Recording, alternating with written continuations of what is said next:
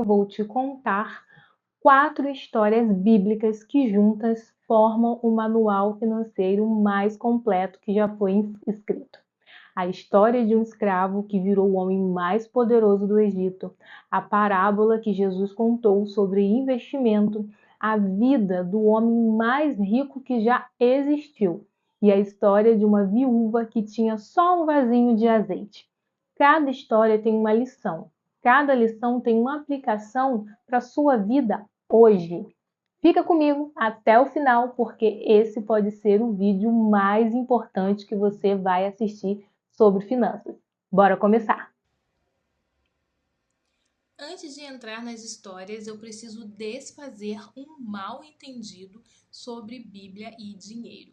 Em 1 Timóteo 6,10 diz: o amor ao dinheiro é a raiz de todos os males. Não diz que o dinheiro é a raiz de todos os males, viu? Diz que o amor ao dinheiro é. A diferença é enorme. Dinheiro é uma ferramenta. Uma ferramenta não tem moral. Quem tem moral é quem a usa, ou seja, o indivíduo. Deus não é contra você ter dinheiro. Ele é contra o dinheiro ter você. E ao longo das 4 histórias que eu vou te contar hoje, você vai ver que Deus não só permite a prosperidade, como Ele a planeja, Ele a instrui, Ele a recompensa, mas sempre com um propósito maior do que a acumulação.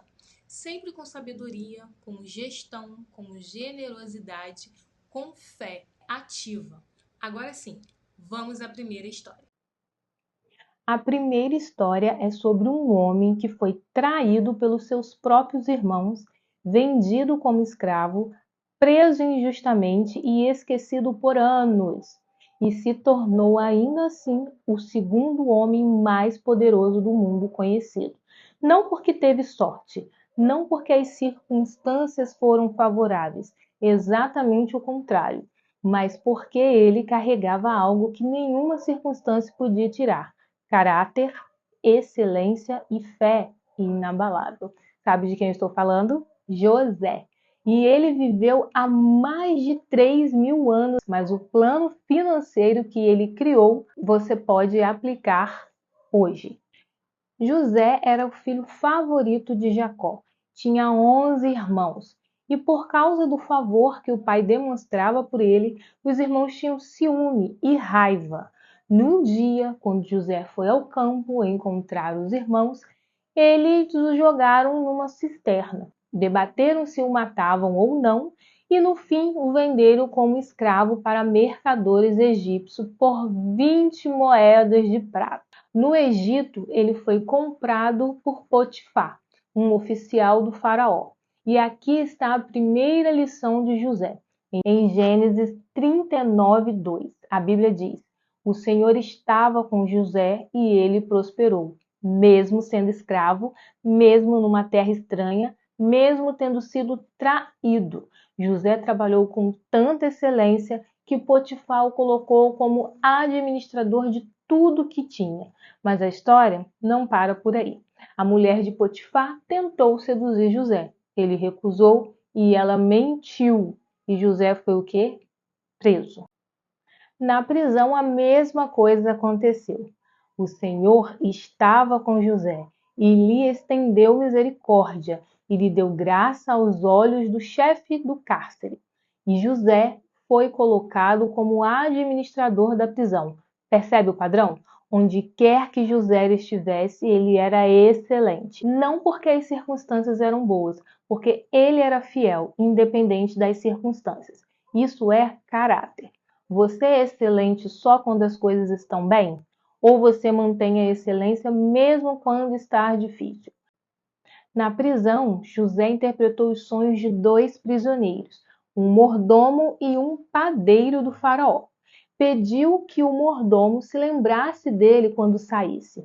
O mordomo se esqueceu de José por 2 anos. 2 anos, gente. Você consegue imaginar? 2 anos esperando, 2 anos na prisão, 2 anos sem saber se alguém vai se lembrar de você.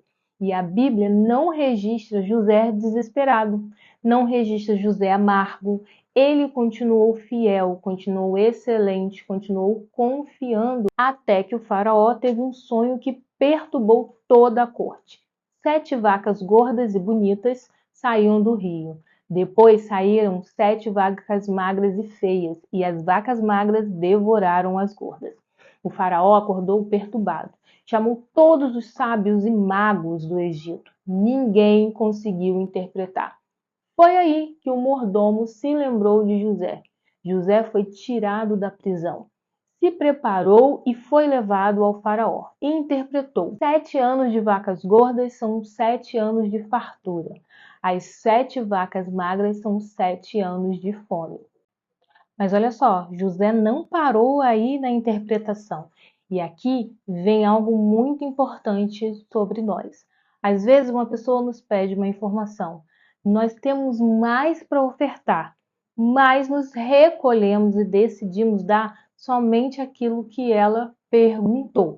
Isso aqui, gente, não é sobre opinião, viu? Isso aqui é sobre ajuda, um talento que Deus coloca em você, um talento que você tem uma habilidade de enxergar, às vezes, mais à frente daquilo que a pessoa está te pedindo e você escolher não passar a informação. José apresentou um plano e esse plano, registrado em Gênesis 41, 33 a 36, tem exatamente os mesmos princípios que os maiores especialistas financeiros do mundo ensinam hoje.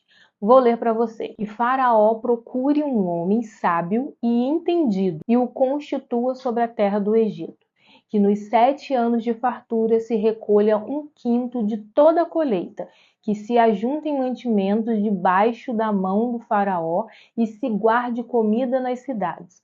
Assim, os mantimentos servirão de reserva para os 7 anos de fome. O faraó ficou tão impressionado com a sabedoria de José que disse em Gênesis 41, 39 e 40: Pois que Deus te fez saber tudo isso, não há ninguém tão entendido e sábio como tu. Tu estarás sobre a minha casa e todo o meu povo se regerá pela tua palavra. José saiu da prisão e foi direto para o segundo cargo mais alto do Egito. Durante os 7 anos de fartura, ele executou o plano com disciplina absoluta. Em Gênesis 41, 49 diz que ele ajuntou grãos como a areia do mar, em tanta quantidade que parou de contar. E quando vieram os 7 anos de fome, o Egito foi o único lugar com comida. Povos de todo o mundo conhecido foram ao Egito buscar mantimentos. A disciplina de José na abundância salvou nações inteiras na escassez. E aqui vem a parte mais linda dessa história. Os irmãos de José, os mesmos que o venderam como escravo, vieram ao Egito pedindo comida e José os alimentou. Depois revelou quem era e disse em Gênesis 50, 20: Vocês planejaram o mal contra mim, mas Deus planejou isso para o bem. Tudo que parecia destruição era preparação. A cisterna foi o caminho para a casa de Potifar. A prisão foi o caminho para o palácio. A traição foi o caminho para propósito. Sua situação financeira difícil hoje não é o fim da sua história, é parte do plano. Os 4 princípios de José que você pode aplicar hoje.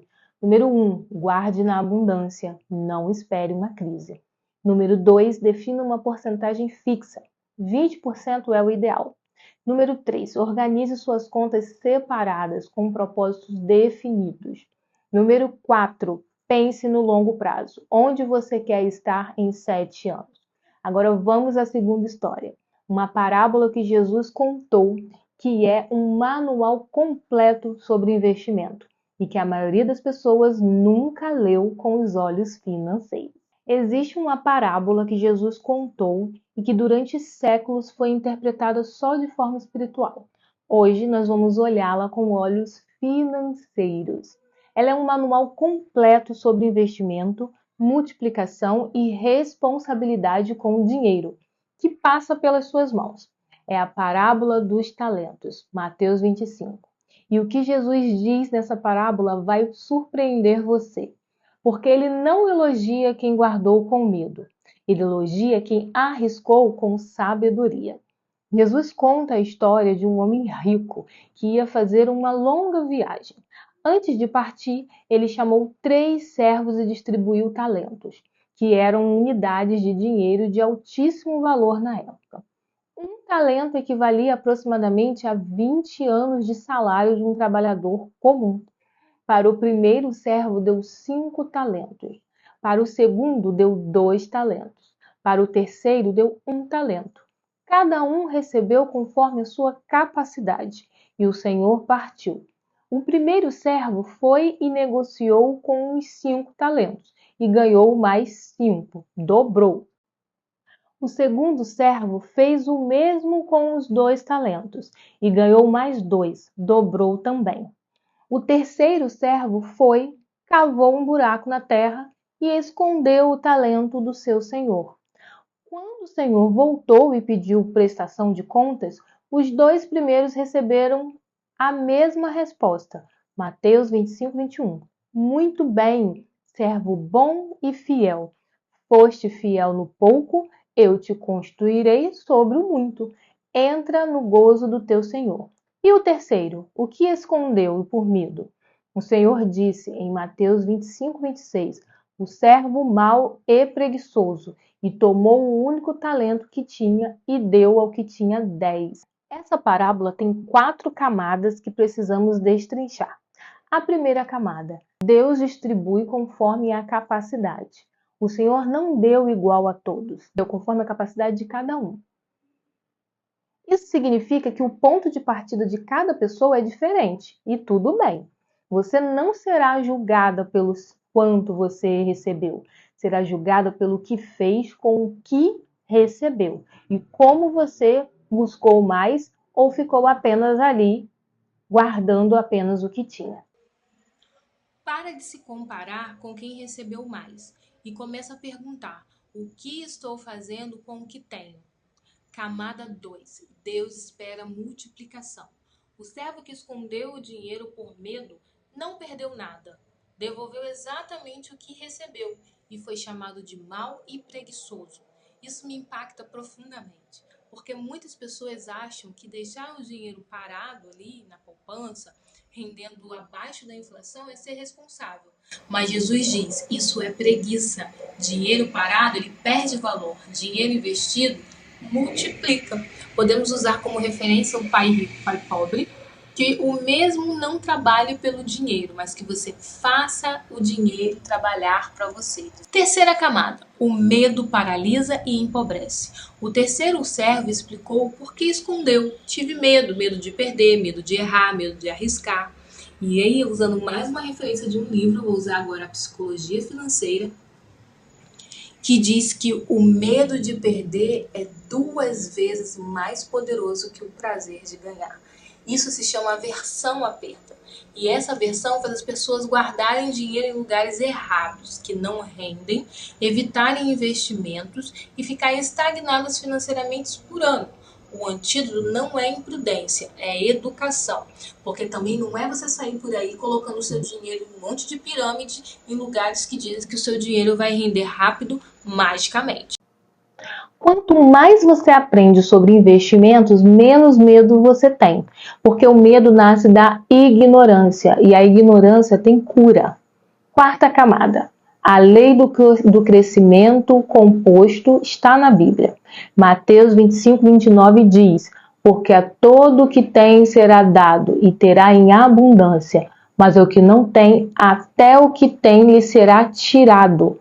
Isso parece injusto à primeira vista, mas é a lei dos juros compostos. Quem investe ganha juros. Os juros geram mais juros, que geram mais juros ainda. E Jesus já tinha descrito esse princípio séculos antes. Quem não investe perde para a inflação, que corrói o poder de compra, que empobrece silenciosamente ao longo do tempo. O universo financeiro recompensa quem age e penaliza quem fica estagnado. Eu preciso que você responda com honestidade.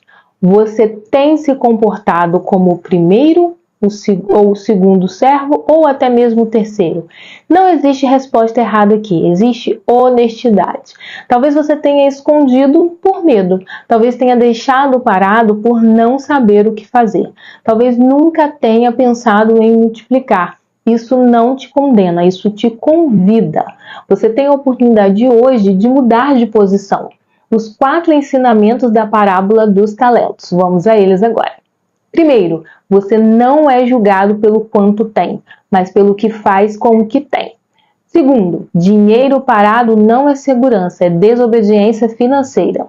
Terceiro, o medo de investir nasce da ignorância, e ignorância tem cura, viu? E quarto, comece a multiplicar agora, com o que você tem hoje, onde você está. Agora vamos para a terceira história. O homem mais rico que já existiu em toda a história da humanidade.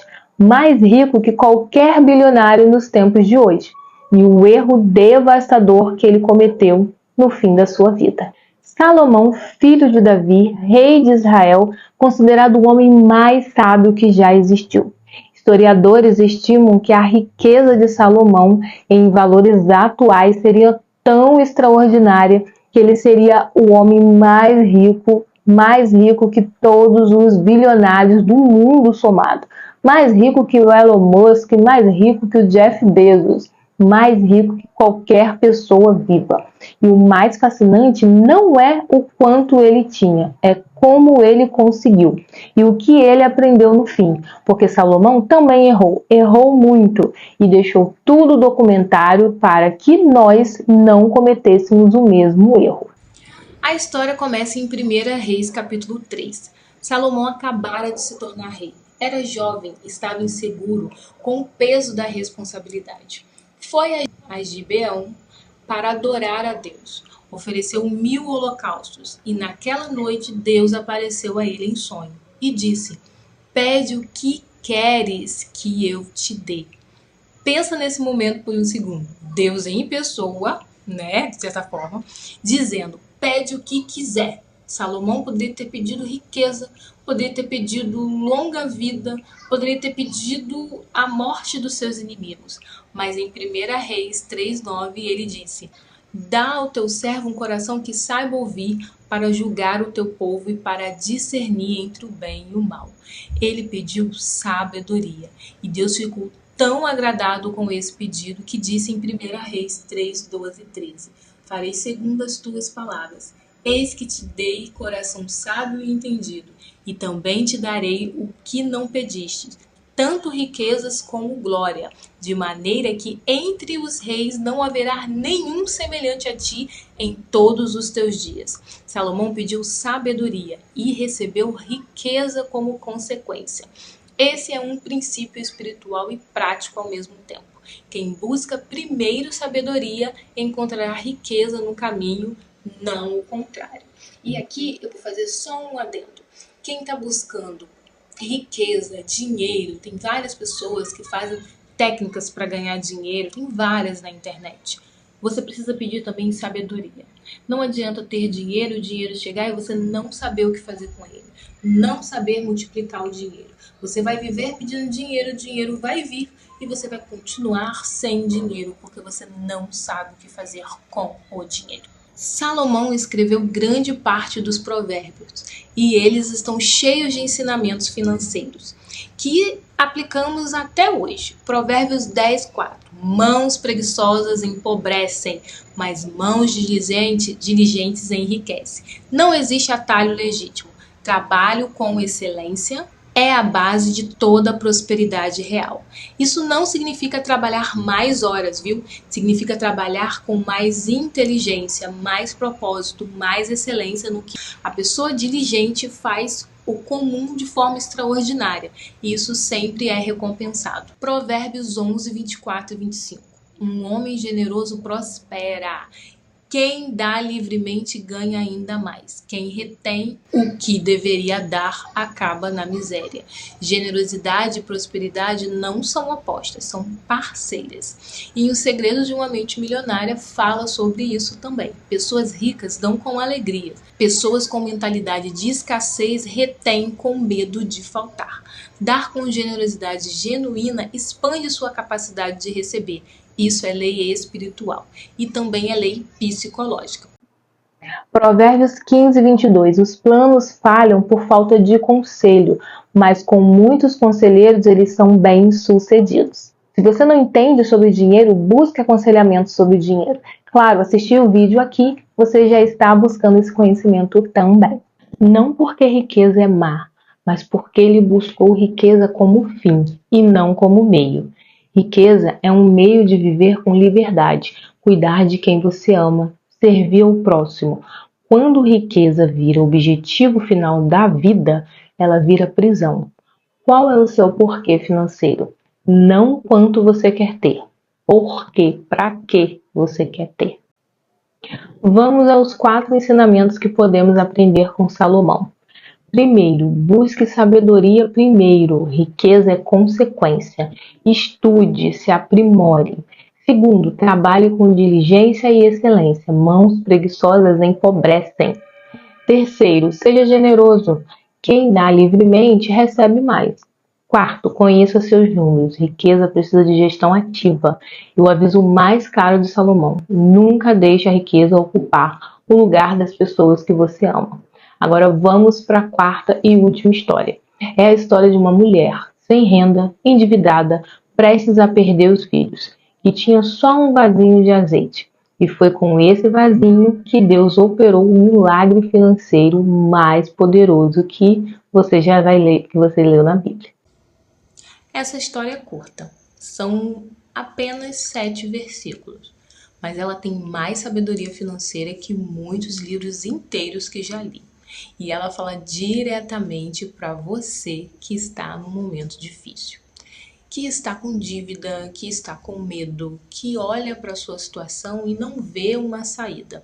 Essa história é para você. Uma mulher foi até o profeta Eliseu em desespero. O marido havia morrido. Ela tinha dívidas e o credor estava vindo buscar seus 2 filhos como escravos para pagar o que ela devia.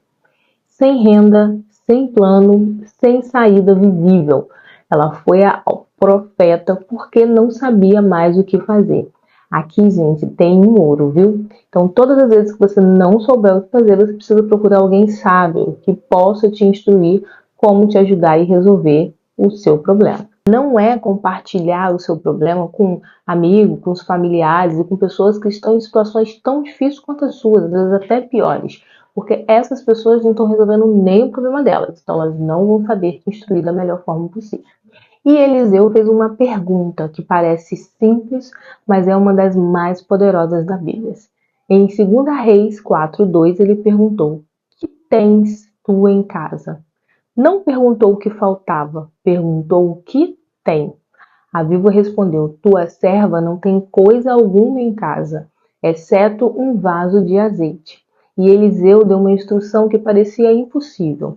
Vai, pede emprestado vasilhas a todos os seus vizinhos, vasilhas vazias, não poucas.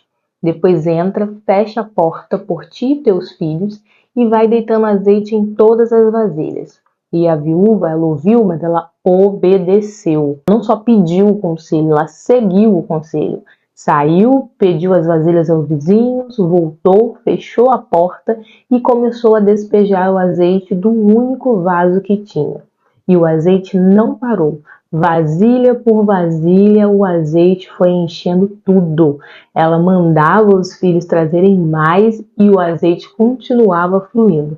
Até que um filho disse: não há mais vasilha. Eliseu não perguntou o que faltava, perguntou o que ela tinha. Essa simples inversão de perspectiva é transformadora. Quando você foca na falta, o cérebro encontra mais falta. Quando você foca no que tem, por menor que seja, seu cérebro começa a encontrar possibilidades. Rhonda Byrne em O Segredo, que é um dos livros mais lidos da história, foca na abundância que já existe, por menor que pareça, e você se sintoniza com mais abundância. A viúva tinha um vaso de azeite, parecia nada, foi o suficiente para Deus operar. O que você tem que parece insignificante, mas pode ser o começo do seu milagre. Uma possibilidade, uma ideia, um conhecimento que você ainda não transformou em valor. Segunda camada. Fé sem ação não gera milagre, viu? Eliseu não disse, fique em casa e espera o milagre chegar. Ele disse, vai, pede, entra, fecha, começa a despejar. Ação, ação, ação. A viúva precisou sair de casa e pedir ajuda aos vizinhos. Precisou de humildade para reconhecer que precisava de outros. Precisou entrar e fechar a porta, criar um ambiente de fé e foco, longe das distrações e das vozes de dúvida. E precisou começar a despejar mesmo sem entender como o azeite ia multiplicar. Pegou? Ela não esperou entender o milagre para agir. Ela agiu na fé. E o milagre aconteceu no processo da ação, não antes dela. Terceira camada. O milagre parou onde pararam as vasilhas. Isso é algo de arrepiar. Pensa, o azeite parou de fluir quando acabaram as vasilhas. Não parou porque Deus estava cansado. Parou porque a capacidade de receber tinha limite. Isso é de arrepiar, viu? Pensa comigo. O azeite parou de fluir quando acabaram as vasilhas. Não parou porque Deus estava cansado. Parou porque a capacidade de receber tinha limite. Quanto você está preparado para receber? Sua capacidade de receber abundância é determinada pela sua preparação, pelo seu conhecimento e pela sua organização financeira. Prepare suas vasilhas antes do milagre chegar. Abra uma conta de investimento, crie a sua reserva, aprenda sobre finanças, organize seu orçamento. Essas são suas vasilhas. E quarta camada, a ordem foi, paga sua dívida primeiro. Eliseu disse, vende o azeite, paga a tua dívida e do que sobrar, vivereis. E para fechar, nós vimos hoje 4 histórias bíblicas. 4 pessoas completamente diferentes, em épocas diferentes, com situações diferentes, mas os princípios que elas revelam são os mesmos. De José aprendemos, guarde na abundância, com porcentagem fixa, com organização, pensando no longo prazo. Da parábola dos talentos aprendemos, você é responsável por multiplicar o que recebeu. Dinheiro parado é desobediência, o medo nasce da ignorância. Comece a multiplicar agora. De Salomão aprendemos, busque sabedoria antes de buscar riqueza. Trabalhe com diligência, seja generoso, gerencie ativamente. E nunca deixe a riqueza ser o fim. Da viúva e o azeite aprendemos, foque no que você tem. Haja com fé antes de entender. Prepare suas vasilhas. E quando a bênção chegar, quite a dívida. 4 histórias, um único condutor. Deus não é contra a prosperidade. Ele não planejou escassez para você. Ele deixou instrução, muita instrução. E a instrução sempre combina fé com ação, espiritualidade com estratégia, confiança em Deus com responsabilidade financeira, fé ativa, não fé passiva, confiança com preparo, não confiança com preguiça.